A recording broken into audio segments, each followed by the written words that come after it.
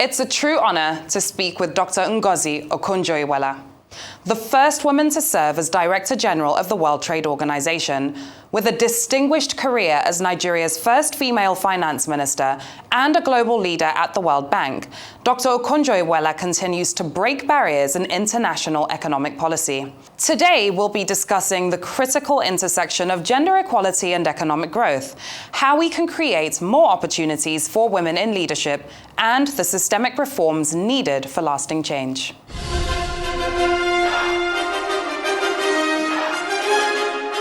So Okonjo-Iweala, thank you for being here. We look forward to your perspective on these important issues. Thank you, Leila. Let's start off with this. As Nigeria's first female finance minister and now head of the WTO, what specific institutional barriers did you face, and what structural changes can support more women in global economic leadership? Well, thank you. I think that structurally, we have to make sure that we have women in the pipeline ready to do these jobs. And I can tell you that times have changed. And what I'm proud to say is that I meet so many women with the qualifications, because we often used to hear, oh, we don't have women who have meet these qualifications. So we need to make sure, if we're going to break the glass ceiling in different areas, that we have the right training and the right experience. So that cannot be an excuse. So that is on that side. And I do see progress there. I think the second issue comes from us. We women also have to be ready to take up these challenges when the opportunity arises. And sometimes it's a bit of a risk. If you're called up to take up a difficult leadership position, there are those who are willing to take these risks and see them as opportunities and go for it. And others may be risk averse. So I just encourage women, when the opportunity arises, go for it. If you have the right qualifications, why not? Third, men have to be willing to support, to open the way. You often find that those structurally who are in control of making the opportunities available are more often than not men. And so in their mind, they may not really be against women, but they're just used to seeing other men in these positions. And we need to persuade them to open up their minds and be supportive so that women can compete. Women are not asking for a handout or to be put in when they are not qualified. No, let them compete and they'll get the jobs. Totally understandable. Changing the current status quo is definitely something that's multifaceted. And Dr. Okonjo-Iweala, let's look at, gender inequality is estimated to cost the global economy trillions annually. What immediate actions can governments and also corporations take to close this gap and unlock women's economic potential? Well, we have, all kinds of numbers. Much as I said that progress has been made, we also know from the World Economic Forum numbers and other studies that if we are to close the global gender gap, it might take us more than 130 or more years to do that. So the pace of change is too slow. We also know that there are particular parts of professions where women are not making progress as fast as they could. If you look at politics, for example, only a handful of women have led countries in this world. And this is the 21st century. In our own country, Nigeria, I just said the other day at another talk or speech that I gave, we've not even had a female governor, let alone a female leader of the country. So the percentage of women in our parliament is one of the lowest on the continent, let alone the world. So in science and technology, we need to make progress. So we find we are not making as fast an advance as we should. So structurally, what do we do? I think I'm somebody who is a strong believer in merit, but I think we have to couple merit sometimes with saying we just need diversity. The economic losses arising from not having women hold certain positions is vast. There are estimates that if women could have the same opportunities as men, the world could add another 26 or so trillion to global GDP. This is from McKinsey. We know that when you educate a woman, and she educates her household, adds to household income, to community income, and to national income. So the economics is proven. So I think under those circumstances where we see that there are strong economic gains, it may be that we have to introduce the notion that every time there is a job to compete for, the shortlist must have at least a woman. When we're trying for political positions, we must find ways to make sure that women are given equal opportunity to have those positions. We cannot just rely. Sometimes we even have laws, but those laws are not implemented. So we have to have the courage of our convictions to allow women a chance. If you want to, I don't like using the word quota, but but sometimes it may have to be that you just insist.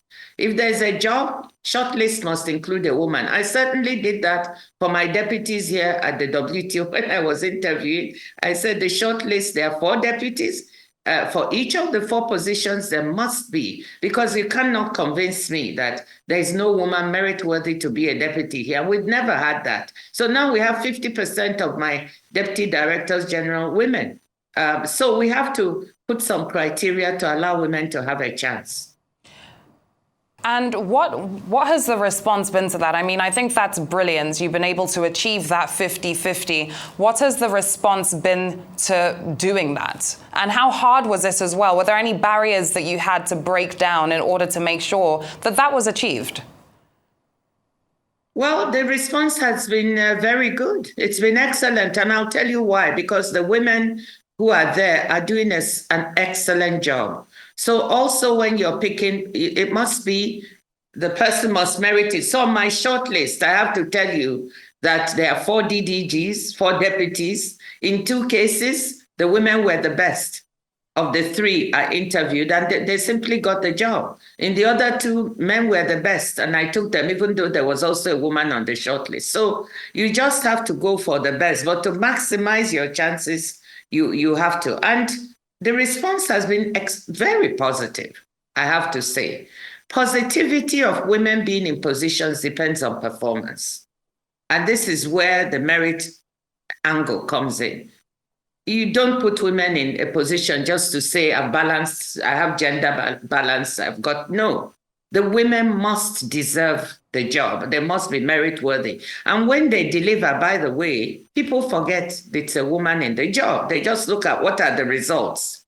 When I was finance minister, the first woman to be that in Nigeria, one of my objective functions for my own performance, I said, I said to myself, the best way you can help women, other women in this job, is for you to finish and for there to be women following after you, that no longer will it be an issue or be strange that a woman should be employed for this job. Dito, I was the first female foreign minister in Nigeria.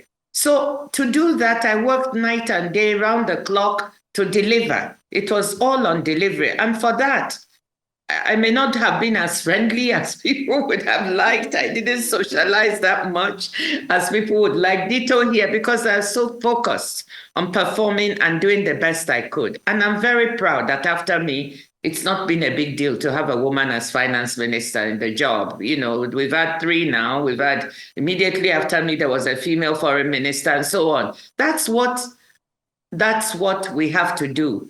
Get merit-worthy people, let them focus on performance. I said to myself, well, when I finish this job, I'll have more time for social and to be with people, because everybody was saying I don't mix, I don't social. Yeah, I was working. So I could lay the path for other women to be able to do that job without people even thinking twice. That's a performance criterion for myself, a KPI. And I'm glad I met my own KPI. Absolutely. Performance is everything and you know, the reason why I asked this question, Dr. Okonjo-Iweala, is because let's take the world that we're living in now. There are so many eyes on the Trump administration, you know, as his office seeks to eliminate what we call, I guess, diversity hires, also admissions into schools, some of the best schools, Ivy League schools in the States and so on, across the corporate world. And of course, with the influence of the United States of America, I also wonder how this this will feed off on the rest of the world, you know, because it's one thing to put people in positions based on performance, as we're speaking about now. And then there's also the diversity hire angle that we also consider. And I don't know, how do you think his administration and their policies towards these hires are going to affect women actually getting into jobs they deserve because of their great performances? Leila, I didn't get all of what you said because the sound quality wasn't as good, but let me attempt. It's about diversity. I don't really want to comment on anyone's policies. What I want to say is this. There are certain things that are proven that are good for economic growth, for world growth, for the social well-being of society and the world. And econometric studies have been done to show the value of diversity, of women being included, of people, even diversity of thought.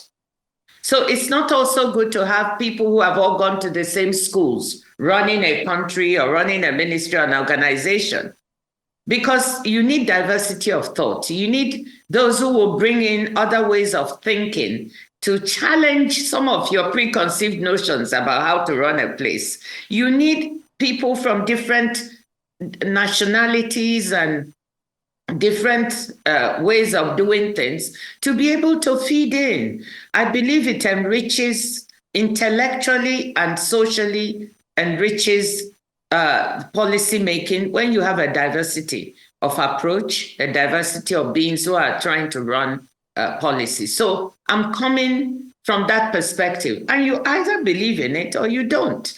But since we've actually had studies that have proven that this works, economic studies, I think we don't need we need to, you know, we have science, we have economics, we have studies that have shown these things. So I think we should look at them and say, okay, objectively, what has happened when you have a female CEO running a big company? Has it done well, not done well? Then it's very easy to look at the bottom line. And we've seen evidence that bottom lines have worked in private sector when you've got women running. Let's see what women contribute to the economy. Have we been able to, there have been so many studies, I just quoted you once, showing that when you include women, you materially increase household, community, national, and global income by including women.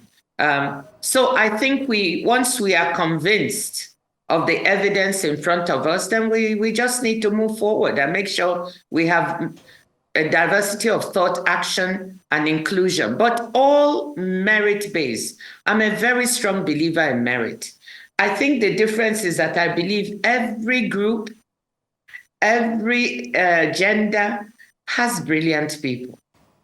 Absolutely. You know, it's not only the elite universities in the world that have brilliant people. I also believe you can find them in other schools and bring them in. I believe every group in my country has brilliant people, and we should draw on them. This is my own way of looking at diversity. So we should reach out and bring them in. Absolutely, Dr. Okonjo-Iweala. And earlier on in this conversation, one thing that you had mentioned, of course, was Nigeria's parliament and the lack of representation, the lack of women that we have across the Senate, the House of Assembly, so on and so forth. And let's shift over to the private sector for a bit and look at Nigeria's banking sector, for example, which seems to be at the forefront of putting women into high-up positions. We have a huge number of women serving as CEOs and GMDs of banks here in corporate Nigeria. How can we produce more female CEOs across corporate Nigeria? Kind of looking at the banking sector, I guess, as a blueprint. Well, we've got the example. I'm so glad you raised it, Leila. I'm so proud of the banking sector finally in Nigeria for putting brilliant female CEOs to run these organizations. And I'm thinking that as these women, and they're not, there have been some pioneers before them, that as they're performing, it will become very clear that female CEOs can deliver. And therefore, you then, those in other sectors will look. But I tell you, for instance, Nigeria is not at all a place where you are looking for female talent. It's there. It's one of the things I'm so proud of. We have so many, and look at the younger women, what they're doing. In the private sector, they're in tech startups. The problem is that they can't access financing to scale up. You've got senior women in our society. All over, you have these 65 women. They are brilliant.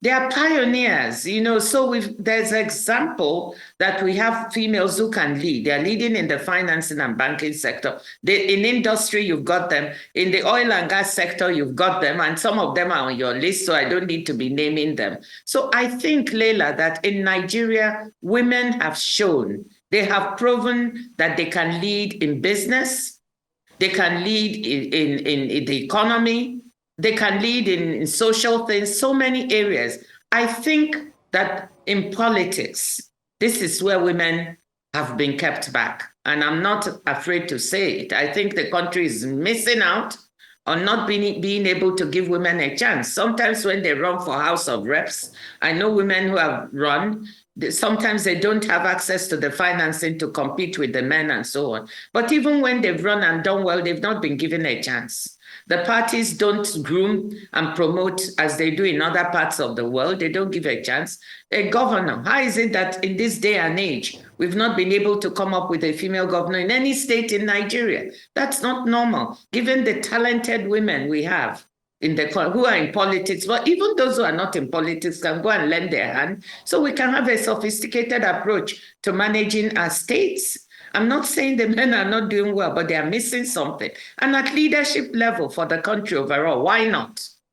Why not? We need the men. I think that one structural problem in Nigeria that has to be solved, and I'll say it now, is that we have some men, we have some presidents who have promoted women, have them in their cabinets and try to support them. We need more of our political leaders to come on board and to say, let's consciously tap the women in the country. I would love to see a female governor.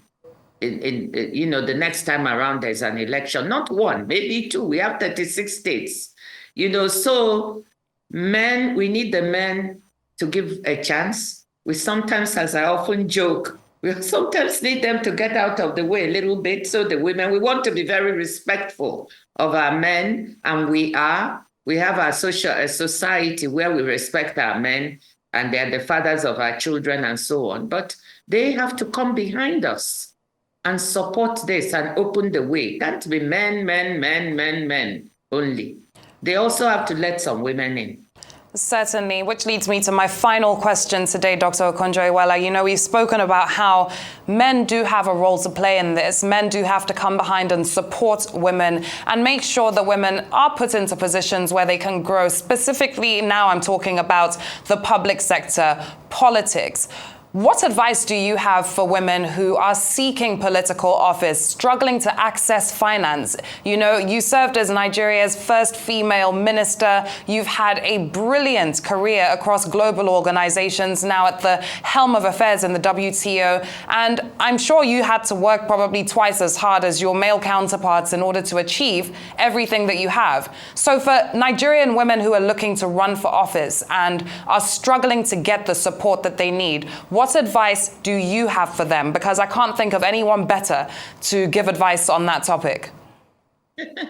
Well, maybe I'm not the best place to give advice on, even though I've been finance minister, the longest serving one, by the way, 7 years in 2 terms, so yes, I've had to do the politics, because when you can't be finance minister, even if you're a technocrat, you have to do politics to be able to get your budget through and get things done. So yes, I've seen it. But, I've spent a lot of time in places where merit drives, where I can compete and use my brains to get where you need to go, and you don't need all these other things. I think politics is very challenging for women, but I want to encourage women to try. What needs to be done? They need support. And it's not going to be I said the men should get that, but I'm also thinking it will not be handed to you on a platter. even as I say all of what I'm saying, I think there has to be a concerted approach to try and support women to get in finance. It looks like you're in a democracy and finances become all important. It shouldn't be that way. We have democracies where finance is really regulated. I wish you were that kind of country where you can have an equal chance and equal opportunity. I think first we need to build a support system for women who want to go into politics. They have no support system. And sometimes other women are not always as friendly, by the way. I talked about men getting out of the way, but we've also got to say to ourselves as women, we have our own problems. We need to be supportive of other women. For me, many people getting to the top is a joy. As you heard what I said, that my KPI was, can other women also become finance minister after me, or foreign minister, or head of WTO? That's my KPI. How do I get groom women? Not everyone is like that. Others will see you and maybe try to block other women. No, we women have to support each other more. And therefore, I think one of the things women in politics need is we have to think of a way to build an ecosystem of support to these women. First, to encourage them to come out, especially if you're a married woman at home. It's not that easy because the first thing they do is to attack you I don't know how to phrase it, but I think we know what, I think everybody will know what I mean. They attack you through the family side, because you have a husband and children, and they probably tell you, listen, we don't want all these accusations, false as they may be, floating around. So stop running.